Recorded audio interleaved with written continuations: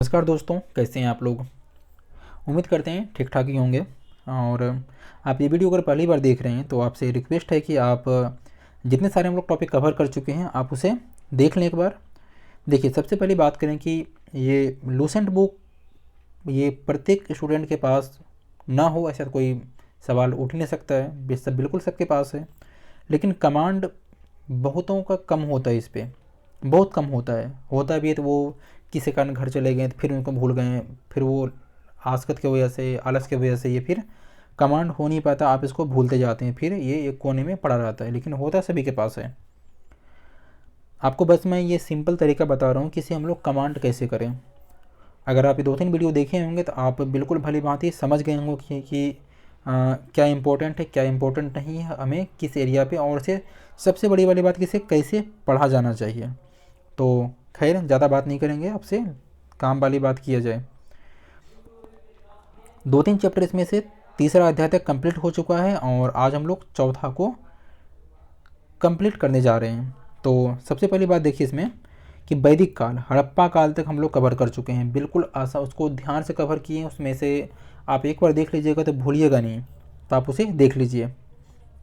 वैदिक काल को 2 भागों में बांटते हैं। सबसे पहली बात की एक हो गया ऋग्वैदिक काल, दूसरा उत्तर वैदिक काल। ऋग्वैदिक काल का जो समय है वो है 1500 ईसा पूर्व से 1000 ईसा पूर्व, और वैदिक काल का, ये उत्तर वैदिक काल का, ये 1000 से 600 ईसा पूर्व। ठीक है, आप समझ गए। कभी काल आपसे एग्जाम में ये प्रश्न पूछ जाता है कि ऋग्वैदिक काल का समय क्या था, उत्तर वैदिक काल का समय क्या था। तो फिर ऋग्वैदिक काल का समय अगर बात किया जाए तो फिर ये 1500 से 1000 ईसा पूर्व, और ये 1000 से 600 ईसा पूर्व। ठीक है, अब बात करते हैं कि आर्य सर्वप्रथम पंजाब और अफगानिस्तान में बसे। ये आर्य कौन था, आइए हम लोग बात करते हैं कि सबसे पहले ये पंजाब और अफगानिस्तान में बसे। मैक्स मूलर ने, किसने, मैक्स मूलर ने आर्यों का मूल निवास स्थान मध्य एशिया को माना है, जहाँ से आर्य आए थे। आर्यों द्वारा निर्मित सभ्यता वैदिक सभ्यता कहलाई। यह एक ग्रामीण सभ्यता थी और इनकी भाषा संस्कृत थी। अब देखिए, इसके पहले जस्ट हम लोग हड़प्पा सभ्यता पढ़े हैं। हड़प्पा सभ्यता जब हम लोग पढ़े हैं तो वहाँ पे हम लोग बात की कि हड़प्पा सभ्यता एक नगरीय सभ्यता थी। ठीक है, लेकिन वैदिक सभ्यता एक ग्रामीण सभ्यता थी, दोनों में अंतर है। तो आप एग्ज़ाम में कन्फ्यूज मत होइएगा कि ये हड़प्पा सभ्यता शायद पहले था तो वो फिर ग्रामीण होगा और ये वैदिक सभ्यता नगरीय। बिल्कुल गलत नहीं करना है। गलत करने के लिए आपके एग्ज़ाम में कुछ ही सेकंड काफ़ी होते हैं, जो आपका कई घंटों कई सालों की मेहनत वो बर्बाद कर देते हैं। इसलिए जल्दबाजी में आप क्वेश्चन को सॉल्व ना करें। इनकी भाषा कैसी थी, संस्कृत थी। आर्य शब्द भाषा समूह को इंगित करता है। किसको, भाषा समूह को। आर्यों के प्रशासनिक इकाई आरोही क्रम में 5 भागों में बांटा था। ये आपसे पूछता है, कभी कभी एग्जाम में आप यूपीपीसीएस वगैरह दे रहे हैं तो उसमें पूछता है। कुल, ग्राम, विश्व, जन, राष्ट्र। सबसे पहले मान लीजिए एक है परिवार, एक कुल हो गया। ये बहुत सारे परिवार मिलकर एक गांव बना। ठीक है, गांव बना तो एक बाप का जिला बना, जिला से राज्य बना, और राज्य से एक, सभी राज्य से मिलकर एक देश बनता है। ठीक, आप उसे वैसे समझ लें। कुल, ग्राम, विश्व, जन, राष्ट्र, इसे ऐसे आप याद रख सकते हैं। और ग्राम के मुखिया को क्या कहा जाता था उस समय, ग्रामनी। विश्व के मुखिया को विश्वपति, और जन के मुखिया को राजन कहा जाता था। राज्याधिकारियों में पुरोहित और सेनानी प्रमुख थे। वशिष्ठ रूढ़िवादी और विश्वामित्र उदार पुरोहित थे। जैसे वशिष्ठ रूढ़िवादी और विश्वामित्र उदार पुरोहित थे। आप इन दोनों नामों को आपको कैसे याद करना है कि आप कौन सा लॉजिक लगाइएगा कि मान लीजिए यहाँ पे ठ है तो रूढ़िवादी और ये विश्वामित्र, ये उदार। अब सबसे पहली बात ना, आप दोनों को याद करना है, दोनों का आप इमेज देखिए, फोटो गूगल पे सर्च कीजिए फटाक से और उसको फोटो देखिए, उस आधार पे आप आराम से लंबे समय तक याद रख पाइएगा। ठीक है, सूत, रथकार और कमादी नामक अधिकारी रत्नी कहलाते थे। सूत, रथकार और कमादी, इनकी संख्या राजा सहित करीब कितना 12 हुआ करती थी। पूरब, ये दुर्गपति होता था। अस्पस, जनता की गतिविधियों को देखने वाला गुप्तचर।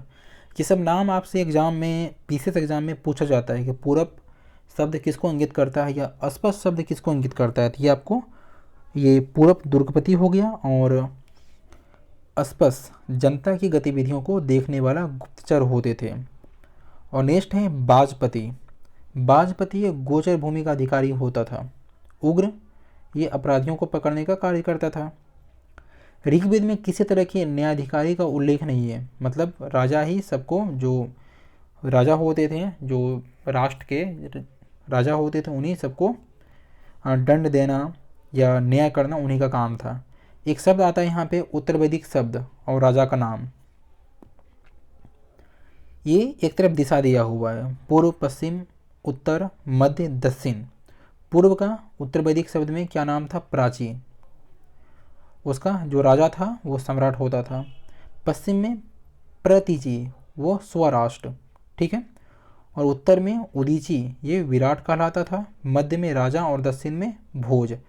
खैर आगे हम लोग जैसे जैसे बढ़ेंगे तैसे हम लोग नामों को देख लेंगे। जैसे मान लीजिए पूर्व में सम्राट हो गया, पश्चिम में स्वराष्ट्र, उत्तर में विराट और मध्य में राजा और दक्षिण में भोज, ठीक है। अब यहाँ पे सभा एवं समिति राजा को सलाह देने वाली संस्था थी।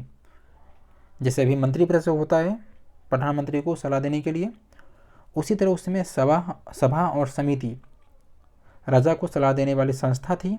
सभा श्रेष्ठ एवं संभ्रांत लोगों की संस्था थी, जबकि समिति सामान्य जनता का प्रतिनिधित्व करती थी।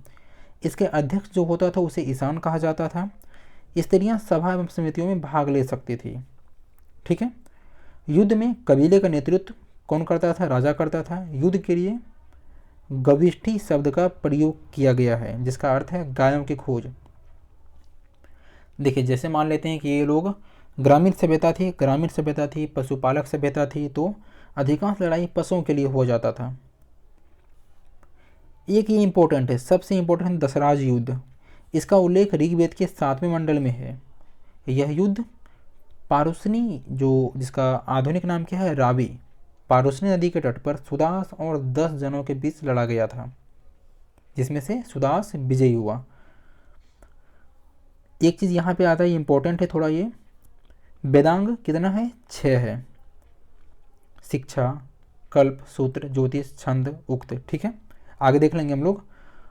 और पुराणों की संख्या 18 और उपनिषद की संख्या 108। 6, 18, 108, ठीक है। आप इसे ऐसे याद रख सकते हैं। ऋग्वैदिक समाज 4 वर्णों में विभक्त था।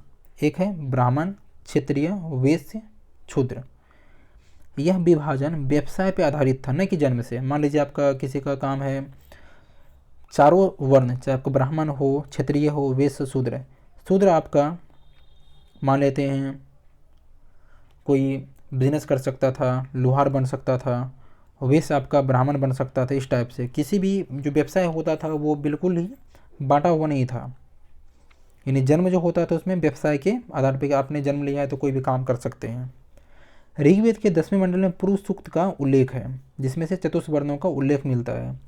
बात करते हैं कभी काल कि आपसे एग्जाम में प्रश्न पूछता है कि चतुष्वर्ण या वर्ण व्यवस्था का उल्लेख किस वेद में है? ये ऋग्वेद के 10वें मंडल में है। किस सूक्त में है? पुरुष सूक्त में है। इसमें कहा गया है कि ब्राह्मण जो है परम मुख से, यानी ब्रह्मा के मुख से, क्षत्रिय उनकी भुजा से, वैश्य उनकी जांघों से और क्षुद्र उनके पैरों से उत्पन्न हुए हैं। आर्यों का समाज पितृ प्रधान था, यानी पिता घर के मालिक होते थे। लेकिन हड़प्पा में ऐसा नहीं था। हड़प्पा में क्या था? मातृ प्रधान, ठीक है। समाज की सबसे छोटी इकाई परिवार था, यानी कुल, जिसका मुखिया पिता होता था, जिसे कुलम कहा जाता था। परिवार के सबसे छोटे इकाई कुल होता था, जिसे कुलप कहा जाता था, ठीक है। स्त्रियां इस काल में अपने पति के साथ यज्ञ में भाग ले सकती थी। अब देखिए, आप अगर एक जैसे याद करना, पढ़ाई लिखाई एक अलग वाली बात है। आपको कुछ कुछ ज्ञान अगर नॉलेज मिल जाए तो आप उसे कभी भूलिएगा ही नहीं। मान लीजिए कि ये वैदिक काल में, उत्तर वैदिक काल में स्त्रियां इस काल में अपने पति के साथ भाग ले सकती थी। कहने का मतलब यह है कि ऋग्वैदिक काल में स्त्रियां अपने पति के साथ भाग ले सकती थी, स्वयं विवाह कर सकती थी वो, जैसे आज हम लोग उसको बोल सकते हैं ये लव मैरिज वगैरह, अंतरजातीय विवाह, ये सब भी था। बाल विवाह एवं पर्दा प्रथा का प्रचलन भी नहीं था। विधवा अपने मृतक पति के छोटे भाई से विवाह कर सकती थी। उसमें तक तो सही था, ये ऋग्वैदिक काल तक सब सही है। अब देखिएगा, आपको जस्ट नोटिस करने कि कहाँ पे जस्ट स्त्रियाँ का जो स्थिति है वहाँ पे गिरावट होना स्टार्ट हो जाता है। स्त्रियाँ शिक्षा ग्रहण करती थी। ऋग्वेद में कुछ कुछ विदुषी है, लोपामुद्रा, घोषा, सिक्ता, आपला, विश्वास जैसी विदुषी स्त्रियाँ का वर्णन है। गार्गी ने याज्ञवल्क्य को संवाद की चुनौती भी दिया था। ये सब ऋग्वैदिक काल की विदुषी है। अब देखिए, जीवन भर अविवाहित रहने वाली महिलाओं को अमाजू कहा जाता था। जीविकोपार्जन के लिए वेद वेदांग पढ़ने वाला अध्यापक उपाध्याय, यानी जिसे हम लोग आज ब्राह्मण बोल सकते हैं, वेद वेदांग, क्योंकि ब्राह्मण का आप लोग देख सकते हैं गांव समाज में भी उनका जीविकोपार्जन क्या है, जहाँ जहाँ वो पूजा करवाते हैं। आर्यों का मुख्य पेय पदार्थ क्या था? सोमरस। आज का तो आप लोग को पता है क्या है। यह वनस्पति से बनाया जाता था। आज भी कुछ कुछ वनस्पति से ही बनता है, बस नाम थोड़ा चेंज हो गया। आज हो गया शराब या वाइन, उस समय सोमरस था। और सोमरस कौन पान करते थे? जो सबसे बड़े होते थे, उच्च वर्ण। आर्य मुख्यतः 3 प्रकार के वस्त्रों का उपयोग करते थे। एक है वास, अधिवास और उसनीब। अंदर पहनने वाले कपड़ों को नीबी कहा जाता था। कुछ कुछ इंपॉर्टेंट यहाँ पे से आप देखिए कि एक तरफ दर्शन है और उसके प्रवर्तक। चवार का दर्शन के प्रवर्तक कौन है? चवार के, ये तो आप भूलिएगा नहीं। योग का पतंजलि, जब भी योग आया तो आप बाबा रामदेव कर दीजिए। योग भी सिखाते हैं और अपना पतंजलि प्रोडक्ट भी वो बेचते हैं, ठीक है। सांख्य हो गया कपिल, न्याय का गौतम। सांख्य कपिल मुनि हो गया, न्याय का गौतम। अब जब भी बात है न्याय का तो आप भगवान बुद्ध को सामने लाइए, उनका एक नाम गौतम भी था, तो गौतम बुद्ध, तो आप उसे न्याय से जोड़ सकते हैं। पूर्व मीमांसा ये है जैमिनी, उत्तर मीमांसा बदरायन और वैशेषिक कनादिया उलूक। ये प्रश्न इस बार किसी न किसी एग्जाम में पूछा गया है, खैर ध्यान नहीं आ रहा है अभी, शायद यूपीपीसी में पूछा गया है। खैर आप देख लीजिएगा, इसमें से प्रत्येक फैक्ट आप जरा से भी इग्नोर नहीं कीजिए, प्रत्येक फैक्ट आपके एग्जाम की दृष्टि से इम्पोर्टेंट है। महर्षि कनाद को भारतीय परमाणुवाद का जनक कहा जाता है। देखिए ये प्रश्न पूछा, याद आ गया, ये प्रश्न पूछा गया था। भारतीय परमाणुवाद का जनक किसे कहा जाता है? तो महर्षि कनाद को कहा जाता है, ठीक है। कनाद कहाँ पे? ये वैशेषिक दर्शन के प्रतिपादक कौन थे? कनाद या उलूक। और परमाणुवाद ये भी कनाद ही है। आर्यों के मनोरंजन के मुख्य साधन थे संगीत, रथ दौड़, घुड़दौड़ और ध्रुव क्रीड़ा। आर्यों का मुख्य व्यवसाय पशुपालन और कृषि था। गाय को अनध्या, गाय को अधन्या मतलब न मारे जाने पशु की श्रेणी में रखा गया था। सर आज भी सरकार इस पर पाबंदी लगा रही है, लेकिन ये एक विवादास्पद मुद्दा है कि क्या सही है गलत है, खैर ये अलग टॉपिक है।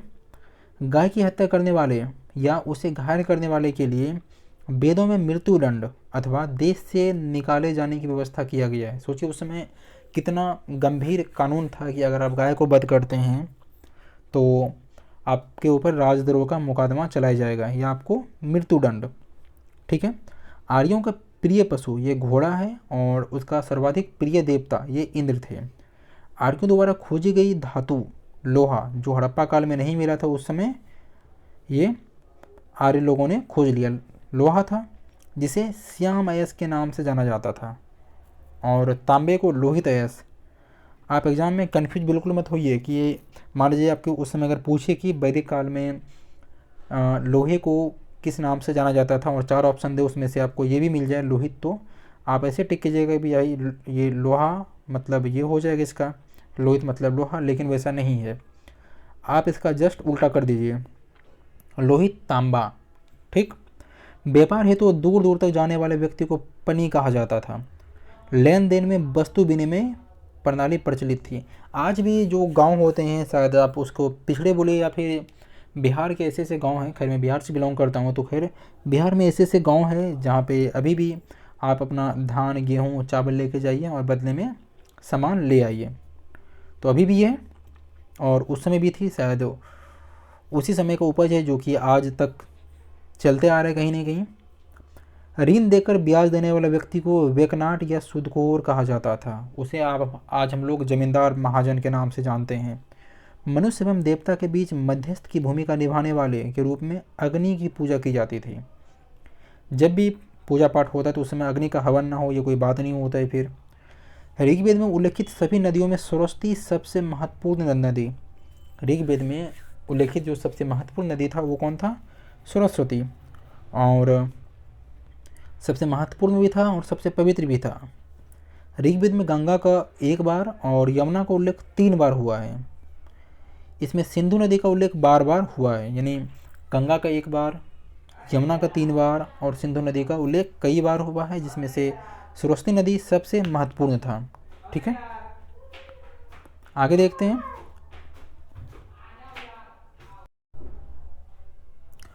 इसमें से कुछ कुछ नदी, जैसे ये आपका कुम्र, इसका एक प्राचीन नाम है और आधुनिक नाम कुर्रम। कुंभा का काबुल, बिस्तता झेलम, आस्कनी चिनाब, परुसनी राबी, सुरुत्री सतलज। बिपाशा का आधुनिक नाम ब्यास है। सदानीरा गंडक, द्विस ददी ये गग्घर और गोमती गोमल और स्ववस्तु ये स्वात। देखिए इसको याद करने का सबसे बढ़िया तरीका क्या है कि 2-3 नदी आप आराम से देखें इसको। कुंभ का कुर्रम, कुभा का काबुल, बिस्तता झेलम, आस्कनी चिनाब। ये आप थोड़ा बार बार इसको पढ़िएगा तो ये आपको आराम से याद हो जाएगा।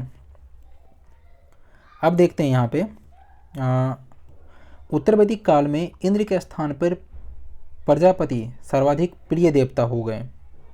विष्णु के 3 पगों की कल्पना का विकास उत्तर वैदिक काल में ही हुआ है। मतलब उत्तर वैदिक काल कहने का मतलब ये है कि विष्णु, जैसे एक था आपका ऋग्वैदिक काल 1500 से 1000 ईस्वी, और उत्तर वैदिक काल हो गया 1000 से 600 ईस्वी। तो हम बात कर रहे हैं उत्तर वैदिक काल की। इसमें से अब ऋग्वैदिक काल में इंद्र सबसे प्रिय देवता था, लेकिन अब क्या हो गया? प्रजापति। ठीक, विष्णु के 3 पगों, मतलब भगवान विष्णु ने 3 पगों में पूरे तीनों लोग को, पाताल, धरती और आसमान, तीनों को नाप लिया था। इसमें से देखिए कुछ कुछ ये ऋग्वैदिक कालीन देवता हैं। इंद्र हो गया युद्ध का देवता या वर्षा का देवता। अग्नि देवता और मनुष्य के बीच मध्यस्थ की भूमिका था। वरुण पृथ्वी एवं सूर्य के निर्माता। समुद्र का देवता, ज़्यादा आपसे पूछता है जल देवता, ये वरुण हो जाएगा। आकाश का देवता धौ, जो सबसे प्राचीन है। वनस्पति देवता सोमरस, जो वनस्पति से बनाया जाता था, याद आया आपको? आ ही गया होगा सोमरस। और ऊषा ये प्रगति और उत्थान का देवता। पूषण ये पशुओं का देवता। विष्णु विश्व के संरक्षक और पालन करता। एक है मरुत, ये आंधी तूफान का देवता।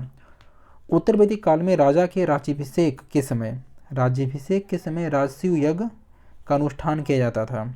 आज भी हम लोग जब कुछ कुछ पूजा पाठ या कहीं घर वगैरह बनाते हैं या कुछ कुछ शुभ कार्य, जैसे कोई आपका बिजनेस खोलते हैं, तो उसमें भी यज्ञ तो नहीं होता, लेकिन हवन पूजा पाठ जरूर किया जाता है। तो शायद ये उसी समय का देन है। उत्तर वैदिक काल में वर्ण व्यवसाय के बजाय जन्म के आधार पे हो गया। अब देखिए जस्ट हम लोग जो चेंजिंग होना स्टार्ट हुआ, देखिए ये ऋग्वैदिक काल, ये उत्तर वैदिक काल। वहाँ पे क्या था कि व्यवसाय जो था वो आपके जन्म के आधार पे नहीं था, जाति के आधार पे भी नहीं था कि आपका जो मन करे वो व्यवसाय कीजिए, जिससे मन करे उससे शादी कीजिए, जहाँ करना है। और ख़ासकर लड़की का मामला अगर बात करें तो फिर वो उसका एक उचित उम्र पे उसका विवाह होता था, वो अपना पति का चुनाव खुद कर सकती थी और एक वो यज्ञ में भाग ले सकती थी। लेकिन अब ये सब ख़त्म हो गया। जो वहाँ पे व्यवसाय के आधार पे था कि कोई भी कुछ भी व्यवसाय कर सकता है, ब्राह्मण क्षत्रिय वैश्य शूद्र, अब ये हो गया वर्ण पे। ब्राह्मण है तो वो सिर्फ पूजा पाठ ही करेगा, क्षत्रिय हो गया वो फिर रक्षा ही करेगा, राजा बनेगा, इस टाइप से। तो दो जो आपका वैश्य और क्षुद्र है, इन दोनों का स्थिति गिरा और वो आज तक कहीं ना कहीं आज हम लोग सरकार के कुछ कुछ योजना देख सकते हैं। माँ उत्थान योजना जो आपका जनजाति वाला है, अनुसूचित जाति, जनजाति, ये सब उन्हीं की श्रेणी में हम लोग डाल सकते हैं। और सबसे पहली बात कि अगर आप देखें तो मध्य वर्ग, शायद इसमें से मिडिल क्लास फैमिली, उसे आप इसमें रख सकते हैं। उत्तर वैदिक काल में हल को सीरा और हल रेखा को सीता कहा गया। उत्तर वैदिक काल में निष्क और शतमान मुद्रा की इकाइयाँ थी। क्या थी? निष्क और शतमान। लेकिन इस काल में किसी खास भार या आकृति और मूल्य के सिक्कों के चलन का कोई प्रमाण नहीं मिलता है। ठीक। सांख्य दर्शन भारत के सभी दर्शनों में सबसे प्राचीन है। आपसे एग्जाम में प्रश्न पूछा जाता है कि सांख्य दर्शन ये सबसे प्राचीन दर्शन क्या है? सांख्य दर्शन। इसके अनुसार मूल तत्व कितना है? 25। सांख्य दर्शन के अनुसार मूल तत्व कितना है? 25, जिसमें से पहला तत्व प्रकृति है। अभी भी प्रकृति बहुत सौंदर्य है, उस समय भी था। सत्यमेव जयते, ये मोस्ट इंपॉर्टेंट क्वेश्चन, इसे आप बिल्कुल एकदम लाइन फाड़ दीजिए उस समय, वहाँ पे जहाँ पे लिखा हुआ है मुंडकोपनिषद, सत्यमेव जयते मुंडकोपनिषद से लिया गया है। इसी उपनिषद में यज्ञ की तुलना फूटी नाव से किया गया है। यज्ञ की तुलना फूटी नाव से किया गया है किस उपनिषद में? मुंडकोपनिषद। गायत्री मंत्र सावित्री नामक देवता को संबोधित है, जिसका संबंध ऋग्वेद से है। लोगों को आर्य बनाने के लिए विश्वामित्र ने गायत्री मंत्र की रचना किया। लोगों को आर्य बनाने के लिए विश्वामित्र ने, किसने? विश्वामित्र ने गायत्री मंत्र की रचना की। श्राद्ध की प्रथा, जैसे आज हम लोग देखते हैं कि जो श्राद्ध होता है वो 12 दिन, कहीं 10 दिन, उसका भोज पूजा पाठ, ये सब जो सब होता है, वो श्राद्ध की प्रथा सबसे पहले दत्तात्रेय ऋषि के बेटे नमी ने शुरू किया। उत्तर वैदिक काल में कौशाम्बी नगर में प्रथम बार पकी ईंटों का उपयोग किया गया था। जबकि हड़प्पा सभ्यता, अगर आप पढ़े हैं, अगर आप नहीं देखें उसे आप देखिए कि हड़प्पा सभ्यता में वहाँ पे पकी ईंटों का ही प्रयोग किया गया था। अगर आप वीडियो देख चुके हैं तो आप मुझे बताइए कि पकी ईंटों का जो साक्ष्य मिला है वो कहाँ से मिला है। किताब में देखना नहीं है आपको। आगे है महाकाव्य, दो हैं, एक है महाभारत, दूसरा है रामायण। महाभारत का पुराना नाम जय संहिता है। यह विश्व का सबसे बड़ा महाकाव्य है। गोत्र नामक संस्था का जन्म उत्तर वैदिक काल में हुआ है। कि आज तुम कौन से गोत्र से हो, किस जाति के हो। वेदांत दर्शन के मौलिक ग्रंथ ब्रह्मसूत्र या वेदांत सूत्र की रचना बदरायन ने किया। वेदांत दर्शन बदरायन। ठीक है। आगे हम लोग देखेंगे महाजनपदों का उदय। ये मोस्ट इंपॉर्टेंट है एकदम, बिल्कुल इससे एग्जाम में 2-3 क्वेश्चन तो फिक्स कर दीजिए कि 2-3 क्वेश्चन ये पूछा ही जाएगा। मिलते हैं जल्दी अगले वीडियो में।